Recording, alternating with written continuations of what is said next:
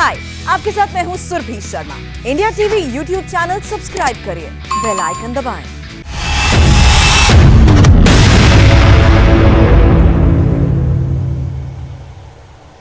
कश्मीर को लेकर प्रधानमंत्री मोदी की जिस पहल का इंतजार पूरे देश को था, वो थोड़ी देर में शुरू होने जा रहा है। 8 पार्टियों के 14 नेता इस मीटिंग के लिए प्रधानमंत्री आवास पर पहुंच चुके हैं और अब से तकरीबन 7 मिनट के बाद, यानी ठीक दोपहर 3:05 पर गृह मंत्री अमित शाह इस बैठक में पहुंचेंगे इन नेताओं के बाद सबसे पहले। और अमित शाह के आने के करीब 5 मिनट के बाद 3:10 पर प्रधानमंत्री मोदी इस मीटिंग के अंदर आएंगे, जिसके बाद औपचारिक तौर पर इस बैठक की शुरुआत होगी। और आपको बता दें इसके बाद कैसे क्रम बढ़ेगा आगे। सबसे पहले केंद्रीय मंत्री, पीएमओ में राज्य मंत्री जितेंद्र सिंह, वो एक वेलकम स्पीच देंगे जो सिर्फ 2 मिनट की होगी।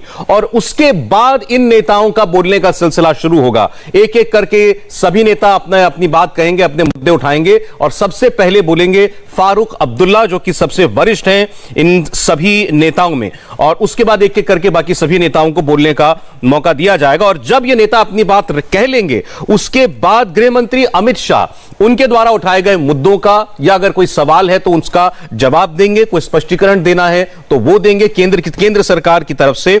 और इसके बाद अंत में प्रधानमंत्री मोदी का एक संबोधन होगा जो देश, राष्ट्रीयता, संविधान, सूबे के विकास, इसके थीम के आसपास चलेगा। और इस बैठक में जाने से पहले फारूक अब्दुल्ला ने क्या कहा, यह आपको सुनाते हैं। की तरफ जा रहा हूं। तो क्या डिमांड्स हैं आपके? पीछे रखिए इसको। डिमांड हम वहां रखेंगे और उसके बाद आपसे बात करें। लेकिन बार-बार महबूबा जी ने कहा कि पाकिस्तान से बात की जानी चाहिए, क्या आप इस बात से सहमत हैं सर? तो महबूबा, देखिए महबूबा जी प्रेसिडेंट है अपनी पार्टी की, उनको हक है जो बोलने का है। मैं उसके बारे में क्यों कहूँ, तो उनने कहा, मैं क्यों कहूँ उसके बारे में? एजेंडा क्या है? मेरा जो एजेंडा है मैं वहाँ से बात करके आपको बताऊँ। मैं मीटिंग की तरफ जा रहा हूँ। तो क्या डिमांड्स हैं आपके? पीछे रखिए इसको। डिमांड हम वहाँ रखेंगे और उसके बाद आपसे बात करें। लेकिन बार-बार महबूबा जी ने कहा कि पाकिस्तान से बात की जानी चाहिए, क्या आप इस बात से सहमत हैं सर? तो महबूबा, देखिए महबूबा जी प्रेसिडेंट है अपनी पार्टी की, उनको हक है जो बोलने का है। मैं उसके बारे में क्यों कहूँ, तो उनने कहा, मैं क्यों कहूँ उसके बारे में? एजेंडा क्या है? मेरा जो एजेंडा है मैं वहाँ से बात करके आपको बताऊँ। फारूक अब्दुल्ला ने कुछ भी कहने से इनकार किया, यही उनकी बात का मतलब निकाला जाएगा। उन्होंने कहा मुझे जो भी कहना है मैं उस बैठक में कहूंगा प्रधानमंत्री और गृहमंत्री के सामने। उनसे यह सवाल भी जरूर पूछा गया कि महबूबा मुफ्ती की तरह क्या वो भी ये सोचते हैं कि कश्मीर पर डायलॉग शुरू करने से पहले उसमें पाकिस्तान को भी इन्वॉल्व करना चाहिए, भारत को पाकिस्तान से ही बात करनी चाहिए। तो उन्होंने कहा कि महबूबा मुफ्ती का अधिकार है कि कोई बात कहें, उन्होंने इस पर कोई कॉमेंट नहीं किया है। तो अब 3 बज चुके हैं, यानी ये सभी नेता पीएम आवास में पहुंच चुके हैं और अब इंतजार हो रहा होगा वहां पर गृहमंत्री के पहुंचने का। गृहमंत्री वहां पर ठीक 5 मिनट के बाद पहुंच जाएंगे और उसके बाद 5 मिनट के बाद प्रधानमंत्री, यानी ठीक 3:10 पर प्रधानमंत्री भी वहां पर पहुंच चुके होंगे। देवेंद्र पराशर के पास हम चलेंगे। हमने पहले ही देखा था कि अमित शाह की गाड़ियों का काफिला वो पीएम आवास के अंदर दाखिल हो रहा था। अब जो आपने क्रम बताया था, 3 बज चुके हैं, तो यानी सभी नेता वो जो भी वो हॉल होगा जहां पर या बैठक का कमरा होगा, वहां पर सभी लोग पहुंचे होंगे, बैठ चुके होंगे, उनका स्वागत हो चुका होगा और अब वहां पर गृहमंत्री पहुंचेंगे। देवेंद्र जी हाँ सर, वो दो जगह है। पहले ये नेता जहाँ इकट्ठा हुए हैं, जहाँ उनको नारियल पानी और दूसरी चीज़ें दी जा रही है, वहाँ बैठने की जगह अलग है। फिर सामने का एक हिस्सा है, वहाँ पे फोटो सेशन होगा और फोटो सेशन हो जाने के बाद, क्योंकि औपचारिक फोटो ऑफ होता है प्रधानमंत्री के साथ जब ऐसी कोई बैठक होती है तो, और उस फोटो ऑफ के बाद फिर एक दूसरा कमरा है और उस कमरे में जाकर ये बैठक शुरू होगी, जिसमें केंद्र सरकार की तरफ से आप कहें तो प्रधानमंत्री और गृहमंत्री अमित शाह होंगे। इसके अलावा जम्मू कश्मीर के उपराज्यपाल जो कि एक संवैधानिक पद पे हैं, वो मनोज सिन्हा, वो यहाँ पे पहुँच चुके हैं, वो उस बैठक में शिरकत करेंगे। पीएमओ राज्य मंत्री डॉक्टर जितेंद्र सिंह वो इस बैठक में होंगे, गृह सचिव होंगे और पीएम के प्रिंसिपल सेक्रेटरी पीके मिश्रा वो इस बैठक में होंगे। इसके अलावा वो 14 नेता, फारूक अब्दुल्ला, महबूबा की बात कर लें, सज्जाद लोन की बात कर लें, मुजफ्फर हुसैन बेग की बात कर लें, भीम सिंह की बात कर लें या बीजेपी अध्यक्ष की बात कर लें, और ये जो नेताओं को बुलाया गया सौरभ, इसमें 3 क्राइटेरिया बांटा गया था। एक तो जो जम्मू कश्मीर के पूर्व मुख्यमंत्री हों, दूसरा जो जम्मू कश्मीर के डिप्टी सीएम, पूर्व डिप्टी सीएम हो, और तीसरा जम्मू कश्मीर के जो दल है उन राजनीतिक पार्टियों के अध्यक्ष। इन 3 क्राइटेरिया के आधार पर इन नेताओं का चयन किया गया था, जिसमें कुल संख्या 14 है। वो 14 नेता यहाँ पे बैठक में शिरकत कर रहे हैं। जी सर जी, तो समय इस वक्त 1-1 मिनट का बड़ा कीमती है, क्योंकि देवेंद्र ने जो जानकारी आपको दी है वो मिनट वाइज जानकारी दी है। हमारे साथ आनंद पांडे भी इस वक्त जुड़े हुए हैं, हमारे सहयोगी। आनंद, अब सभी नेता तो अंदर मौजूद हैं, थोड़ी देर में बातचीत शुरू होगी, और जैसा हम लोग पहले बात कर रहे थे कि मौका पहले इन नेताओं को दिया जा रहा है कि वो अपनी बात कह लें, बजाय कि इसके कि केंद्र की तरफ से कोई बात कही जाती। इन नेताओं को पहले मौका है कि वो अपने दिल की बात कहें, कोई सवाल है, कोई संशय है या कोई मांग करना चाहते हैं तो रखें। जी बिल्कुल, और ये लंबे समय से इस बैठक की मांग हो रही थी। ये पॉलिटिकल पार्टीज के नेता कह रहे थे कि प्रधानमंत्री नरेंद्र मोदी को खुद वहाँ की आवाम के जो नुमाइंदे हैं उनसे सीधी बात करनी चाहिए, और उसी के तहत ये बैठक बुलाई गई है। और सबसे पहले ये जो नेता हैं ये अपनी बात रखेंगे, यानी कि वहाँ के लोगों की जो इच्छाएं हैं, जो उम्मीदें हैं, वो केंद्र सरकार सीधे फर्स्ट हैंड सुनना चाहती है, और इसलिए ये बैठक बुलाई गई है। और इन तमाम नेता जो इनके जो अपने एजेंडे हैं वो तो बताएंगे, लेकिन साथ ही साथ केंद्र सरकार ने जो वहाँ पे पहल की है उसको लेकर भी क्या फीडबैक है, ये प्रधानमंत्री नरेंद्र मोदी जरूर उनसे जानना चाहेंगे। कि ऐसा नहीं है कि सिर्फ इनके एजेंडे की बात होगी, आखिर केंद्र सरकार ये भी जानना चाहेगी तमाम स्कीम्स है उसका कितना फायदा जनता तक पहुंच रहा है। अगर जनता के नुमाइंदे है कि इनको इस बात की जानकारी होगी, डीडीसी चुनाव जो है वो शांतिपूर्वक संपन्न कराया गया, उसको लेकर क्या फीडबैक है, तो तमाम बातें इन लोगों के मुंह से प्रधानमंत्री नरेंद्र मोदी फर्स्ट हैंड सुनना चाहेंगे, और उसके बाद सरकार की तरफ से इन बातों का जवाब दिया जाएगा। जाहिर तौर पर तमाम क्वेरीज इनकी तरफ से रहेंगी कि धारा 370 को लेकर सरकार के क्या रुख में बदलाव आया है, चुनाव कब कराए जाएंगे, डिलिमिटेशन कमीशन का जो प्रोसेस है क्यों ना उसको रोक कर पहले चुनाव करा लिए जाए। तो तमाम ऐसी बातें, ये सवाल जो उठाएंगे उसका जवाब उसके बाद सरकार की तरफ से दिया जाएगा। चलिए, तो 3:05 होने को हैं, और देवेंद्र आप बता रहे थे कि पहले वो एक कक्ष में बैठेंगे सभी नेता, और वहां पर गृह मंत्री उनसे मिलेंगे जाकर के, और फिर दूसरे कक्ष में जाकर के एक फोटो सेशन किया जाएगा, औपचारिक फोटो ऑप होगा। तो अब वो 3:05 मतलब गृह मंत्री वहां पर पहुंच चुके होंगे, उनकी बातचीत हो रही होगी उनसे। जी निश्चित तौर पर, और 5 मिनट बाद तकरीबन देश के प्रधानमंत्री भी वहाँ पे पहुँच जाएंगे, और उसके बाद जब फोटो की प्रक्रिया हो जाएगी तो उसके बाद फिर दूसरे कमरे में वो लोग चले जाएंगे, और वहाँ पर बैठक औपचारिक तौर पे शुरू किया जाएगा। और वो बहुत प्रचारित बैठक इसे कह सकते हैं कि न सिर्फ देश के लिहाज से, जम्मू कश्मीर के लिहाज से, बल्कि पूरी दुनिया में इस बात को लेकर चर्चा हो रही है। और पाकिस्तान में आपने देखा कि जिस दिन से ये खबर आ गई थी बैठक को लेकर, उस किस प्रकार से पाकिस्तान में हलचल मची हुई थी। और सर अब आपको दिलचस्प बताऊँ कि इस बैठक की शुरुआत हुई दिल्ली से, लेकिन इस बैठक देवेंद्र एक सेकंड में जरा एक अपडेट दे दूं। जम्मू कश्मीर पर जो प्रधानमंत्री की ऑल पार्टी मीटिंग हो रही है, इसका सबसे बड़ा अपडेट इस वक्त, ये मीटिंग तो शुरू हो गई है, और कुछ ही लम्हा पहले अमित शाह वहां पर पहुंच चुके हैं मीटिंग में नेताओं से मिलने के लिए, और 5 मिनट के बाद जैसा भी देवेंद्र ने बताया प्रधानमंत्री भी वहां पर होंगे, और उसके बाद फिर एक फोटो सेशन होगा, और फिर केंद्रीय मंत्री जितेंद्र सिंह एक वेलकम स्पीच देंगे, बहुत शॉर्ट स्पीच देंगे, और उसके बाद फिर यह सिलसिला जो है वो आगे बढ़ जाएगा। तो अब सिर्फ 5 मिनट के बाद प्रधानमंत्री की मुलाकात इन सभी नेताओं से होगी। इस बीच लेकिन मैं ये जरूर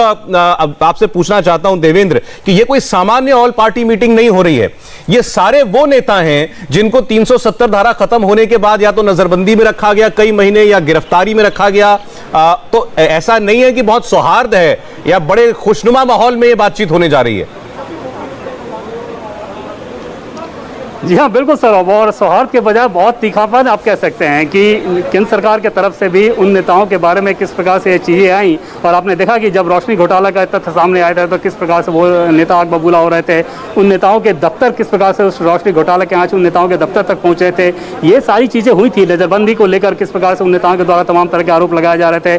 फारूक अब्दुल्ला यहाँ जब पार्लियामेंट में आते थे तब अपनी बात कहते थे, तो एक बहुत तीखा माहौल निश्चित तौर पर था। लेकिन उन नेताओं के पास भी विकल्प नहीं था, और केंद्र सरकार के पास भी आप कह सकते हैं कि इसके अलावा कोई और चारा नहीं था कि जम्मू कश्मीर में अगर वही दल हैं तो एक बार आपको ये टेस्ट लेना है। हालांकि सर मैं एक चीज़ आपको और बताऊं कि ऐसा नहीं है कि प्रधानमंत्री के साथ ये जो बैठक आज हो रही है इस बैठक की कोई सीरीज होगी, ये एक बैठक हो रही है, और इसके बाद जो चीज़ें होंगी वो प्रदेश के स्तर पे होंगी या गृह मंत्री के स्तर पे होंगी, प्रधानमंत्री के स्तर पे बार बार बैठक नहीं होगी।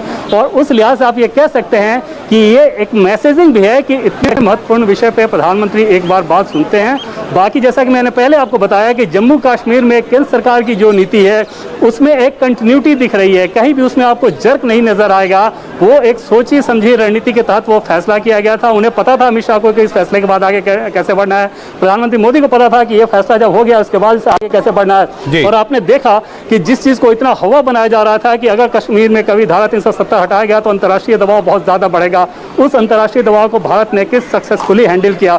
और सर एक चीज मैं आपको और बताऊं कि बीच में कश्मीर को लेके जब बहुत ज्यादा दबाव पड़ रहा था तो वहां पर भारत के विदेश मंत्री एस जयशंकर ने बहुत खूबी के साथ ये बताया कि डेमोक्रेसी का जो एसेंस होता है लोकल बॉडी इलेक्शन, उसमें डीडीसी चुनाव जम्मू कश्मीर में किस प्रकार सफलतापूर्वक कराए गए हैं और उन सारी चीजों को दुनिया के बड़े देशों के सामने उस फिगर को रखा गया था। तो कुल मिलाकर भारत सरकार एक सोची समझी सुविचारित नीति। वो तो ठीक है देवेंद्र, लेकिन अब चूंकि थोड़ी देर में मुझे लगता है वो तस्वीर भी सामने आ जाएगी जिसका जिक्र आपने किया, एक फोटो ऑप जो होगा, तो उससे पहले लेकिन एक चीज सभी दर्शक भी जानना चाह रहे होंगे आनंद कि ये वन ऑफ मीटिंग हो रही है, ठीक है, बड़ी अच्छी बात है, पहल हो रही है। चुनाव को लेकर आप लोगों ने बताया कि इस साल तो कोई संभावना है नहीं क्योंकि डिलिमिटेशन का काम पूरा होना है, स्टेटहुड अभी होने नहीं जा रहा पूरा, यह बात भी केंद्र के द्वारा साफ कर दी की जा चुकी है कि अभी वो समय नहीं है। 370 पर 35 पर बात हो नहीं सकती। तो ये लोग नेता लोग तो अपनी बात कहेंगे, केंद्र इनको क्या कहना चाहता है, कन्वे क्या करना चाहता है? जी देखिए, जब आमने सामने बातचीत हो रही है तो जाहिर तौर पे केंद्र सरकार और प्रधानमंत्री ये जरूर चाहेंगे कि इन नेताओं के अंदर का जो गुबार है वो बाहर निकले, और अगर वो गुबार देश के मुखिया के सामने निकलता है तो जाहिर तौर पे जिनके अंदर गुबार है उनको भी थोड़ी राहत मिलती है, क्योंकि ये जो बैठक के बाद लौट के ये कहे जा सकेंगे अपनी कॉन्स्टिट्यूंसी के लोगों को, अपनी आवाम को ये बता सकेंगे कि हमने आपकी बात सीधे देश के प्रधानमंत्री तक पहुँचाई है। तो जो बार बार ये दूरी होने की बात कही जाती है कि कश्मीर और दिल्ली में दूरी है, ये नेता बार बार कहते रहे, वो अब ये नहीं कह पाएंगे। और दूसरी बात ये कि ठीक है इनका तो एजेंडा रहेगा ही, क्योंकि इनको भी इमोशनल इश्यूज पे खेलना है, तो ये धारा 370 की बात करेंगे, स्टेटहुड की बात करेंगे, चुनाव कराने की बात करेंगे, लेकिन इन सबका तर्क केंद्र सरकार के पास है। हमने देखा कि सरकार पहले कह चुकी है कि 370 पे अभी बातचीत की कोई गुंजाइश नहीं है, और बीजेपी के नेता बार बार कहते रहे कि इतिहास की बात होगी। और रही बात स्टेटहुड की, वो भी एक इमोटिव इशू है जम्मू कश्मीर के लोगों के लिए, तो उसको लेकर भी केंद्र सरकार और खुद प्रधानमंत्री ये कह चुके हैं कि स्टेटहुड तो दिया जाएगा, लेकिन उसके लिए सही समय का इंतजार करना पड़ेगा, हालात बेहतर होने का इंतजार करना पड़ेगा। और रही बात चुनाव की, तो डिलिमिटेशन कमीशन जो अपना काम कर रही है ये उसी प्रक्रिया का हिस्सा है। एक बार ये रिपोर्ट अपनी सौंप देगी, उसके बाद चुनाव भी करा लिए जाएंगे। तो जब गुबार निकलेगा, पीडीपी के नेता हो, एनसी के नेता हो या सीपीएम के नेता हो या तमाम जो वहाँ के जो पोलिटिकल पार्टीज के नेताओं को बुलाया गया, तो उनको भी ये रहेगा कि लंबे समय बाद वो प्रधानमंत्री के रूबरू रहेंगे, उनके आमने सामने बात करेंगे। तो ठीक है आनंद, एक सेकंड रोकता हूं आपको मैं। अभी इस बैठक से जुड़ी इस वक्त का अपडेट दे दें। प्रधानमंत्री मोदी इस मीटिंग में पहुंच गए हैं, ठीक 3:10 पर उनको नेताओं के सामने उनको आना था, और इस वक्त वो सभी नेताओं से मिल रहे हैं। अब प्रधानमंत्री मोदी के साथ एक फोटो सेशन होगा, एक औपचारिक तस्वीर खींची जाएगी, और उसके बाद केंद्रीय मंत्री जितेंद्र सिंह अपनी तरफ से एक छोटा सा संबोधन देंगे, 2-2.5 मिनट का एक वेलकम स्पीच होगी, और उसके बाद फिर ये बातचीत की प्रक्रिया शुरू होगी। तो इस वक्त जब हम आपसे बात कर रहे हैं तो अब प्रधानमंत्री, गृह मंत्री और ये तमाम नेता सब एक साथ हैं। क्या खबर मिल रही है देवेंद्र आपको?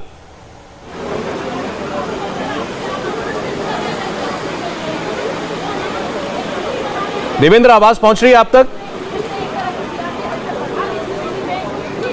जी सर जी, खबर अब समय भी वही हुआ है, और खबर यही है कि अब सभी लोग जिनको इस बैठक में होना है, प्रधानमंत्री समेत, वो सब लोग एक कक्ष में अब मौजूद हैं। जी हाँ बिल्कुल सर, अब प्रधानमंत्री वहाँ पर नेताओं के साथ पहुँच चुके हैं, और बस अब से कुछ मिनट के अंदर ये बैठक औपचारिक तौर पे शुरू हो जाएगी। और जैसा कि पहले हम लोग बातचीत कर रहे हैं कि फारूक अब्दुल्ला, डॉक्टर जितेंद्र सिंह के बोलने के बाद फारूक अब्दुल्ला अपनी बात कहेंगे, और ये बड़ा दिलचस्प होगा। महबूबा मुफ्ती क्या कह रहे हैं इसका अंदाज़ा है, लेकिन फारूक अब्दुल्ला क्या कहेंगे, क्या कहने वाले हैं, ये बहुत दिलचस्प होगा। और आपने देखा भी कि बैठक में जाने से पहले जब उनसे पूछा गया पाकिस्तान को लेकर कि महबूबा मुफ्ती पाकिस्तान से बातचीत की बात कह रही हैं, तो किस प्रकार से उस सवाल को उन्होंने टाला है। और नेशनल कॉन्फ्रेंस की पॉलिटिक्स आप जम्मू कश्मीर के संदर्भ में देखें और पीडीपी में देखें तो उसमें एक बड़ा फ़र्क है। जम्मू कश्मीर का कोई भी ऐसा दल जिसको अक्रॉस द रीजन, जिसकी एक पॉपुलरिटी हो, जिसका मास बेस हो, अगर वो नाम आप लें तो वो नेशनल कॉन्फ्रेंस ही है।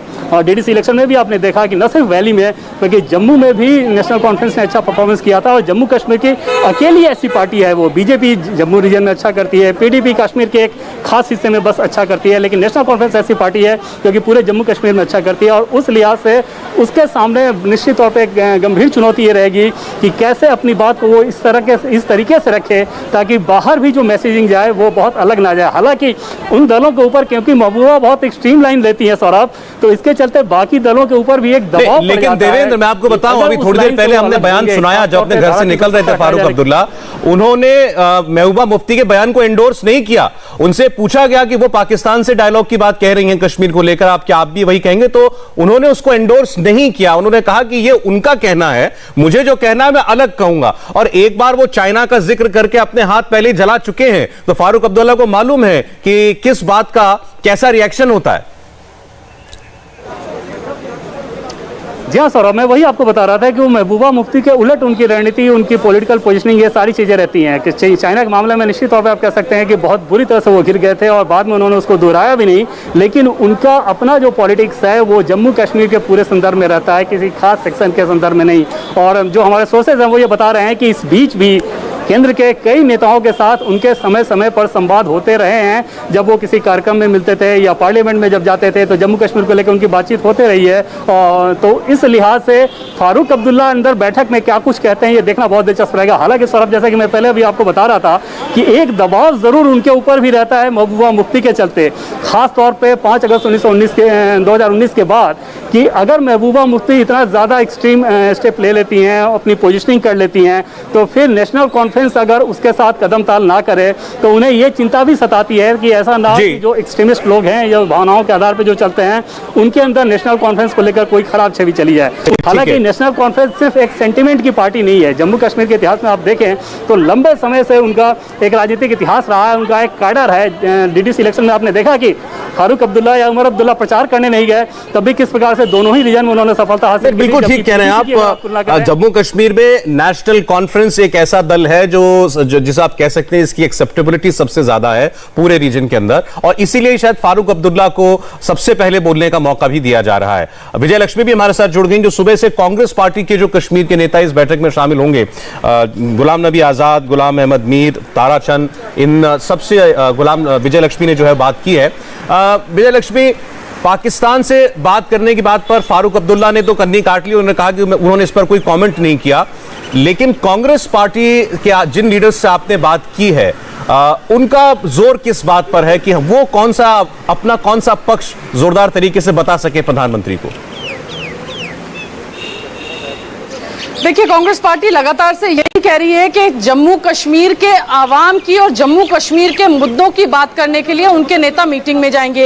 ये सवाल भी गुलाम अहमद मीर के सामने रखा गया कि क्या पाकिस्तान, जिस तरह से महबूबा मुफ्ती का बयान आया, क्या उनसे भी बातचीत होनी चाहिए? तो उन्होंने कहा जम्मू कश्मीर के आवाम की बात होनी चाहिए, देश की बात करने के लिए हम आज की मीटिंग में जा रहे हैं। कांग्रेस पार्टी की जहां तक हमने बात की तो कांग्रेस पार्टी का कहना है कि जो उनका रेजोल्यूशन CWC के बाद 6 अगस्त 2019 जो पास हुआ उसी पर कांग्रेस पार्टी अभी भी अड़ी हुई है। कंप्लीट स्टेटहुड की बात जो है, रिस्टोरेशन ऑफ स्टेटहुड यानी राज्य का दर्जा जो है वो जम्मू कश्मीर को दिया जाए। ये बात विजय लक्ष्मी, मैं एक सेकंड के लिए आपको रोकूंगा, मैं आता हूं आपके पास। एक और बड़ी खबर जो बैठक चल रही है उससे आ रही है। जितेंद्र सिंह के बोलने के बाद फारूक अब्दुल्ला ने अपना संबोधन शुरू कर दिया है। फारूक अब्दुल्ला सीधे मुखातिब हो रहे हैं गृह मंत्री और प्रधानमंत्री से। जो 14 नेता वहां मौजूद हैं उसमें फारूक अब्दुल्ला को सबसे पहले बोलने के लिए इनवाइट किया गया और उनकी बात होने के बाद फिर एक एक करके बाकी नेता बोलेंगे। तो इस वक्त जो है फारूक अब्दुल्ला अपनी बात कह रहे हैं। ऐसी बैठकों में या खासकर इस बैठक में, देवेंद्र मैं आपके पास आ रहा हूं, क्या कोई समय सीमा होती है कि आप इतनी देर में अपनी बात कंप्लीट कर लीजिए, क्योंकि 14 नेता होंगे? आमतौर पर सौरभ, जब प्रधानमंत्री की बैठक होती है तो उसमें टाइमलाइन फिक्स रहता है, लेकिन आज की बैठक में नेताओं के लिए कोई ऐसा टाइम नहीं रखा गया है। हाँ, इतना जरूर है कि क्योंकि आप देश के प्रधानमंत्री के साथ बैठे हैं, उनका एक मिनट महत्वपूर्ण होता है, तो उन नेताओं को भी हमें यह बताया गया कि भली भांति ये एहसास रहेगा कि कैसे कम शब्दों में अपनी बात कहनी है, लेकिन उसके लिए कोई फिक्स टाइम नहीं रखा गया है कि आपको इतना देर ही बोलना है। और ये उम्मीद जताई जा रही थी कि तकरीबन 2.5 घंटे तक की ये बैठक चल सकती है। डिपेंड करेगा इस बात पर कि कौन सा नेता कैसे बोलते हैं, कितना बोलते हैं। फारूक अब्दुल्ला निश्चित तौर पर ज़्यादा बोलना चाहेंगे और लोग उन्हें सुनना भी चाहेंगे। आपने देखा कि जैसे इस बैठक का इन्विटेशन गया, पहले श्रीनगर से एक खबर आनी शुरू हो गई थी कि बहुत संभावना इस बात की है कि महबूबा मुफ्ती ये चाहेंगी कि सिर्फ फारूक अब्दुल्ला ही प्रतिनिधि के तौर पे जाएं, गुप्तकार के प्रतिनिधि के तौर पे, जबकि जो इन्विटेशन था उसमें गुप्तकार को लेकर कोई इन्विटेशन नहीं था। उन सभी दलों को, जैसा कि मैंने पहले आपको कैटेगरी बताया था कि सीए, पूर्व मुख्यमंत्री, पूर्व डिप्टी सीएम, प्रदेशों के अध्यक्ष, उस आधार पर इन्विटेशन दिया गया था। लेकिन फारूक अब्दुल्ला को सब कोई आगे कर रहा था और जाहिर तौर पर जम्मू कश्मीर के सबसे बड़े नेता हैं अभी के समय में, तो उस लिहाज से अभी जब वो बोलना शुरू किए हैं तो बाकी दलों के भी। देवेंद्र, मुझे ब्रेक लेना है, एक चीज और क्लियर कर दीजिए। अगर एक पार्टी से तीन नेता जा रहे हैं, कांग्रेस पार्टी से भी जा रहे हैं, बीजेपी से भी जा रहे हैं, फारूक अब्दुल्ला, उमर अब्दुल्ला दोनों जा रहे हैं, तो जरूरी है कि हर व्यक्ति ही बोले या पार्टी का कोई एक रिप्रेजेंटेटिव ही बोलेगा? ये उस व्यक्ति पर निर्भर करता है, उस दल पर निर्भर करता है। जो इनविटेशन दिया गया है सौरभ, वो इंडिविजुअल इनविटेशन दिया गया है और सबको बोलने के अवसर के तौर पर, सबको बोलने के मौका के तौर पे ये इनविटेशन दिया गया है। उसमें ऐसा नहीं है कि अगर आप एक पार्टी से 3 लोग हैं तो कोई एक व्यक्ति ही बोलेगा। हाँ, अगर कोई ना बोलना चाहे और अपने आप को इंडोर्स कर दे अपने नेता के साथ तो वो अलग बात है, अदरवाइज सबके बोलने के लिए स्पेस रखा गया है। चलिए ठीक है, तो इस बड़ी खबर पर ये सारी इनसाइड इंफॉर्मेशन, सारा अपडेट हमारे रिपोर्टर्स आपको दे रहे हैं। फारूक अब्दुल्ला फिलहाल बोल रहे हैं और उनके बाद गुलाम नबी आजाद बोलेंगे और फिर महबूबा मुफ्ती। बने हुए इस बड़ी खबर पर और जानकारियों के साथ लौटेंगे इस छोटे से ब्रेक के बाद। हाय, आई एम सुरभि शर्मा। खबरों से अपडेट रहने के लिए India TV YouTube channel subscribe करिए, साथ में बेल आइकन जरूर दबाएं। जुड़े रहें इंडिया टीवी के साथ।